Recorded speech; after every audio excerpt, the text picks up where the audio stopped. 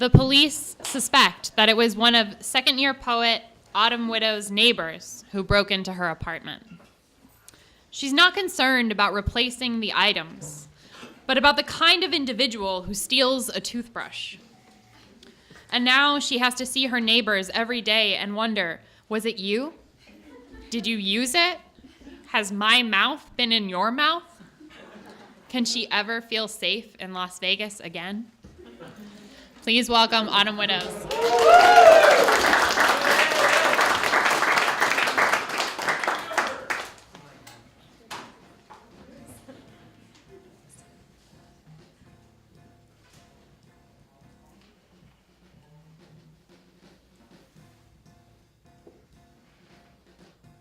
How did we get here?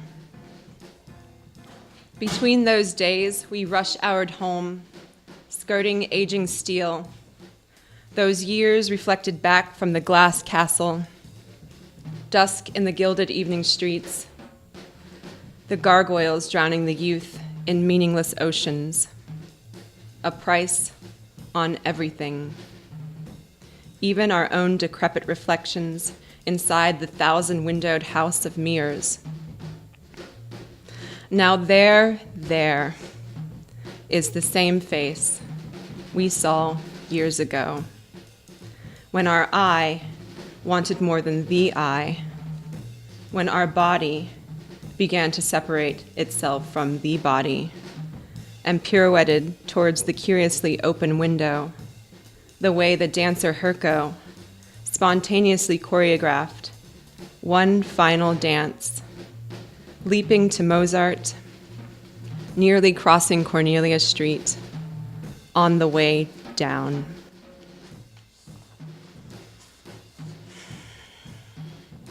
Monongahela, the river we have driven over lost towns to blight a factory or industry. Why look at lands afar to point toward misery? And what is this word that I try to get close to? It is like a person whose face I can see only through the reflection off a dusty fifth-floor window. The sign above the railroad bridge that passes over the abandoned steel mill signals time, that elusive bastard, breaking elements into particles, which has begun to decompose the body, moving everything back home with the current. When the river's bones are pulled from the mud, the criminologists, the seismologists, the cosmologists, they each all point to things they've unearthed. We look closer. Inside each name is both the beginning and the end.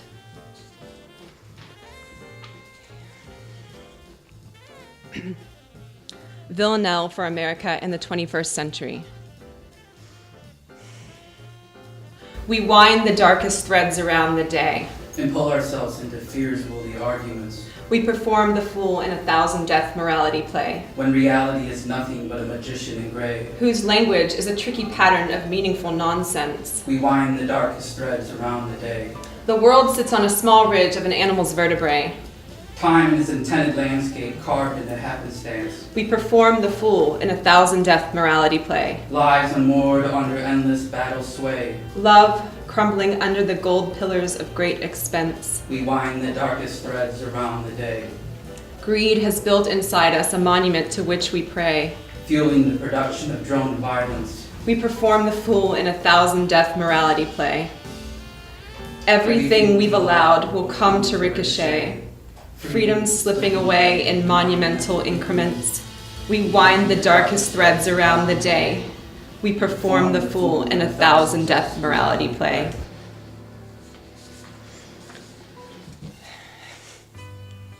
Bright fame. Look, you became the person you always wanted to become. Your name on everyone's lips. Even if the darkest corners of a house are edited out of a good housekeeping composition, they are still always there. So what if the Cambodian woman in the photo has cigarette burns all over her body, and she is only 13? Is she still woman? We all do bad things sometimes in our fanciest suits. The soot from the white marble fireplace, inking lines on our palms. Okay. This next one's called An Education, and it's for AB. And I'm going to read a very short selection from the book Pedro Paramo by Juan Rufo, and the translation of it before I start the poem. This world presses in on us from every side. It scatters fistfuls of our dust across the land and takes bits and pieces of us as if to water the earth with our blood. Hopscotching between lives lived out and abandoned, I became a town full of ghosts. My life, an urban prairie. The outlines of stories between stories, the flickering in those gaps made me eager to return, always to the flight, fleeing the feeling on the verge of takeoff.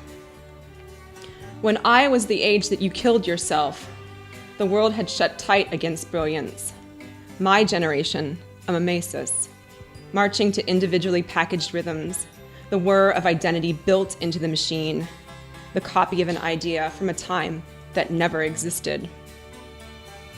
I wanted to incite a riot with my words, but my lips grew together between the sutures. Maybe the act of forced silence is punishment enough. A hunger strike without an audience. The weight of an act in authoritarian obedience is itself a form of suicide. I can understand why you would leave so early. The critics had panned the story's lack of structural integrity, the emptiness of a town without a center, of characters without insides, a desert forming within the heart's cage, a sickness growing into language, its replication spreading throughout the world. You lived out your short life in that classroom, the same one I had lived in when I was your age. Sometimes I think words planted and forgotten can one day bring forth a new land from the remains of dust and dead leaves scattered over a barren plain. Okay, this last piece is, I'm going to actually need to ask those who are sitting near the lamps to turn them off. And I'm going to just tell you a little bit about it. It's from the fourth movement of a dance theater composition that I wrote that's called The Trace of the Echo. And it came from a series of poems that I wrote after doing volunteer work in Tohoku, Japan, which is the area that was devastated by the earthquake and tsunami in 2011. And this is the fourth movement. It is a staged poetry reading.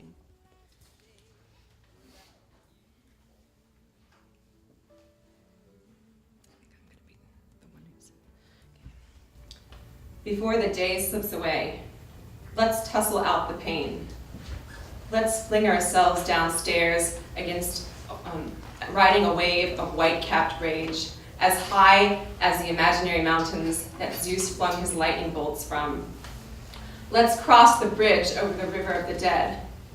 Not the Greek one, the Japanese one up the road, where you'll order some bastard's version of a flaming volcano, and I'll kneel down to cup the unborn souls passing through the streams of time. Before the night dips down low, it's cold, embrace sways you in your sleep. The dance on TV is your own, played backwards in stop motion. Short of breath, you twirl up into the sky, your skin opening up into a makeshift gown, stretching endlessly. A new galaxy born from your blood. Fragments of ancient memories dispersed across the valley.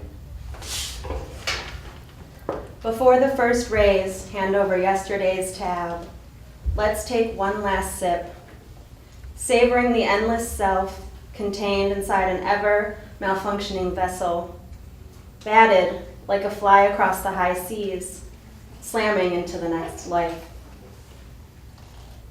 When you were down there digging deep into the mud, when the fragments of hair, skin, nails, bones were offered up lovingly, among the clatter of broken dishes, rusted keys, contents spilled from missed connections, did you remember again the names that you were called throughout your life?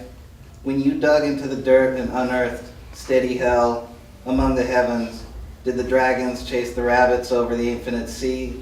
When your hands reached out to faces untouchable, located in far-off caverns, was it not your heart in its watertight chest that tilted on its axis? When you crossed the ghost desert with its broken songs in the wind and its thousand eyes on you, did you not call out from a different point in time as you watched the beginning of the end? In the trees where we'd carved our names, we sat swinging from branches overhanging the sea that went on forever. On a sunny day, an inner sky infinitely blue inside ourselves, whirling the time continuous, cycles of minutes, ominous clouds, dust of birds born over the horizon. We are the birds' bones, fragile and breaking, snapping in many halves into thousands of remnants under the hum of a dense forest of machines. The bones ache wet with heaviness, primordial mud, returning us to our childhood home beneath the pines. When I first arrived, I was 2 years too late. It was in front of my apartment building composed of closed doors without windows. Door after door after door, concealing an inner life, someone's thoughts, someone's life fleeing from them, in wasted minutes and hours, that I remembered the windows and doors of the invisible city, all collapsed and blown in, existing now as ghost entrances to the souls of buildings that no longer stood. The city in its vast desert spoke of nothing in its harsh whispers. We had wanted to imagine behind every artifact we unearthed we were digging for a city whose shape lingered in its shadows. Was it a lack of architecture that led us upwards into the mountains in the distance? Or was it that we were averting our faces from thousands of watchful eyes on us as we sank ourselves into cross spaces, into places between places that were all that was left? What's real and what isn't? Didn't the oil that you cooked your meal in that particular morning leave a stain on your grandmother's kimono? Is the shadow you saw briefly on the horizon a signal of what's to come? Time brings nothing back and returns us everything. We know this, but unknow it every second. The twist of the circle The dry heaving heart. of loss.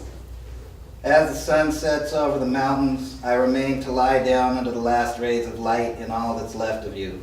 I am falling asleep in the dust to the rhythm of the unreal. I am tracing the remains of your voice as it travels in echoes over the sea. What is left of you may one day be found on the winds that reach across the far ocean to its darkest points. That vastness From which we arose, mud buried and saline slick, from which we were thrown into with our imperfect lungs.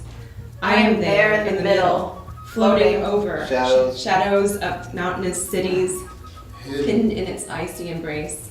The bodies of those below stare back, a mirror of shadows in a stream of celestial light. Our eyes do not see the same skies. We do not find the same path from the beginning to the end. There are infinite ways to look at the same thing. Unchain this brain that keeps me here, locked into this one space, into the comedy of the one-winged butterfly, doomed to hurtle by, lone in every direction but yours. Undo this body that drifts lost in the night sky, that longs for the beginning, for we glide on the reflection of a time long gone. We are a memory of all that remains. We have whittled away the present to meaningless parcels. Yet a pocket would be more practical, slipping not from our hands, nor out of our reach, held still in the moments that are traced in the etchings underneath the skin, scraped into us as we drift on the surface of life, and into the deep caverns beneath that hold every moment, into a place where there are no words left. Where there are no words left. And so we hold our breath, losing the last sounds as we promise tomorrow and tomorrow, and tomorrow. Thank you.